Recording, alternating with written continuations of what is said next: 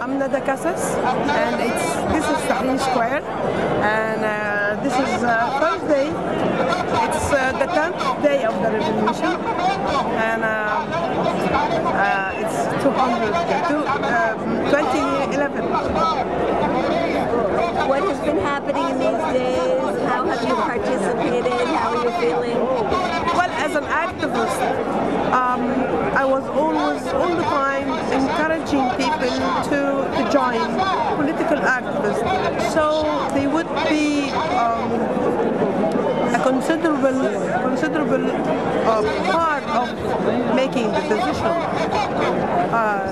And I was always trying to push people to play part in this life, because this is our country. It's not for other one. It's our country. It's our destiny. We have to play a role to be part of the decision making. And here it is. So, unlike most of the people here, you have been an activist for many years. And why did you want to change this government? Well, let me tell you about the first day and how we discovered me and one of my friends I introduced you for you. At the last of the day, it was 25 January, Tuesday, and we were just here spending the night, and we just discovered that the Egyptian people are very nice and very kind, and we were rediscovering that we are again proud of being because we lost a lot of our identity with this government. We lost a lot of our pride with this government. We were very ashamed ourselves. And at the last of the day, we discovered that we were a lot, women and men, and nobody complained of sexual harassment. Everybody was very friendly and very kind to each other. It was like one family, one big family. So we discovered that it wasn't us who was that bad. It is the government. So what's wrong with us is this government. So that's why we are very insisting of bringing back ourselves and our country and getting rid of this government. How did this turn violent? What happened? Well, at the first day, at 25 January, it was going very peacefully, and the police were trying to be very wise, trying to control, but not interfering, not even preventing. This was amazing. When we were trying to reach the Tahrir Square, then the police started to be very violent, and we fought back, but with peaceful way, with our own hands. It was going on, trying to fight back without using any kind of weapons. Even at Friday, at the end of the day, it was going very peacefully.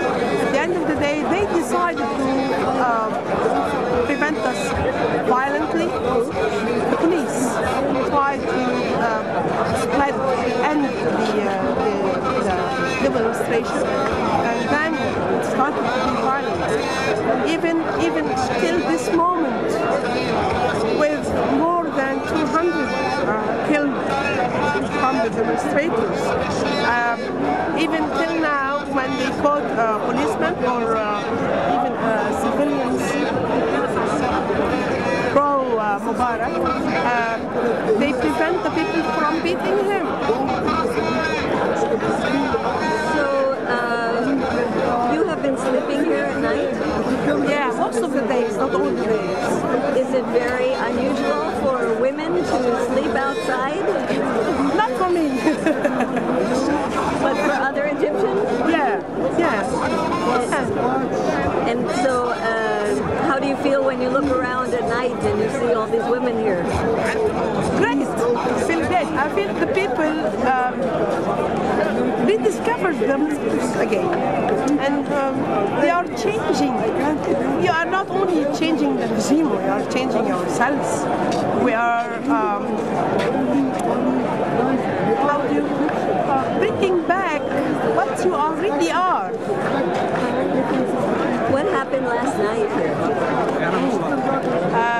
Last night we expected a lot of violence, and it started early. Pro-Mubarak groups were trying to get in the Tahrir Square, trying to push people to go away, trying to attack the people, attack the demonstrators, and we tried only to stop them. But we had information from our friends, even on TV, that they are expecting real violence at the tomb time. The last hours of the night, early morning, very early morning. So at 4 o'clock we were very ready. Most of us were awake, and at 4 o'clock there was a fight going on all over the square, and every now and then we hear a shooting sounds, and everybody was expecting to get shot because we don't know where the shooting are coming from and who's gonna and who is aimed to be shot. So everybody was expecting to be shot, and nobody moved from the square. And most of us said the last words of who is supposed to be dead. You know, as Muslims, we have some words. It called ash-shahada. Ashhadu an la ilaha illallah wa ashhadu anna Muhammadan Rasulullah. It calls the shahada, that you are witnessing that no God but God, and Prophet Muhammad is God's messenger. And we all were saying the ash-shahada and very ready to die, to get killed. You thought you were going to get killed last night? Yeah. And you just stayed here? Yeah, I'm so ready. Everybody, by the way, it's not only me. Everybody here is very ready to get killed, but not for a chance to go back one step. No way. No way. After we discovered who we are, really are, and how proud we should be of ourselves, no stepping back. Never again. We hate what we wear, and we are very in love with what we discovered, that what we are really are. So we're not gonna drop that. We love it, so we're not gonna drop it. And at 4 o'clock, at the museum, the Egyptian museum, that there was all the day, all the night. It was the most hard fight there, and lot was injured. Actually, at 4 o'clock, most of the youth here, maybe 80% were injured and still fighting. One of the doctors, while he was treating one of the injured, he shouted at him and told him, "This is the fourth time to treat you, so go and get a place to hide."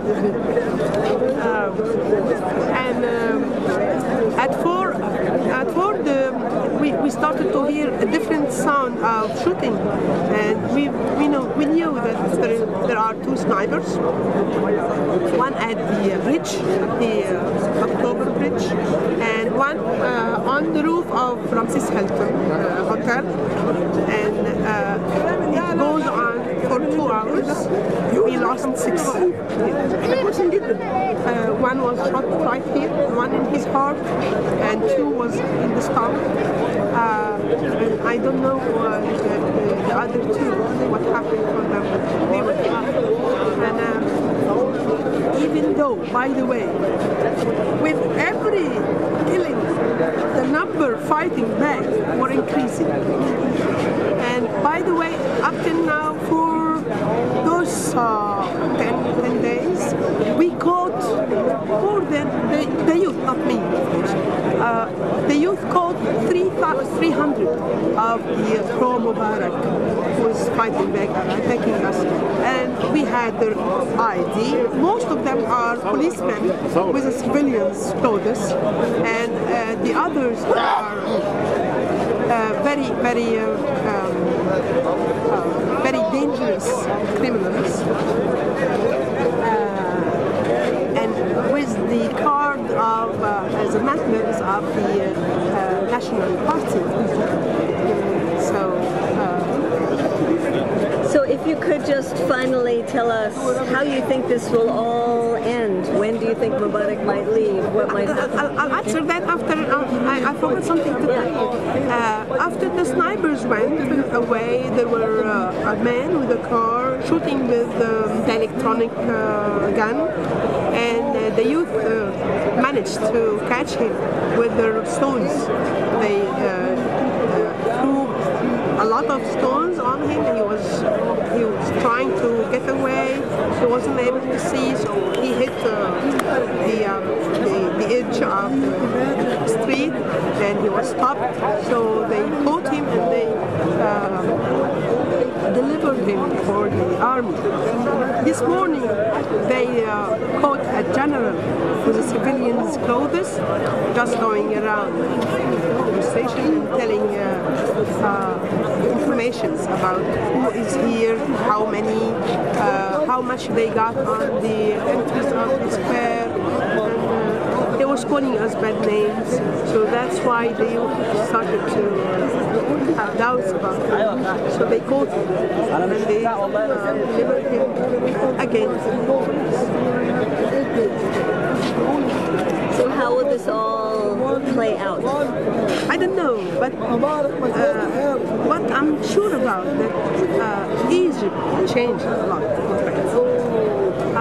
and whatever it takes, we are ready to pay the price, and the change has already been done. So nobody knows. And what would you say to Americans? What's your message to them? Well, we have done our part. We've changed our country. We liberate ourselves. So my message to American people, now I think it's your part to do the same. We are waiting for you to do the same.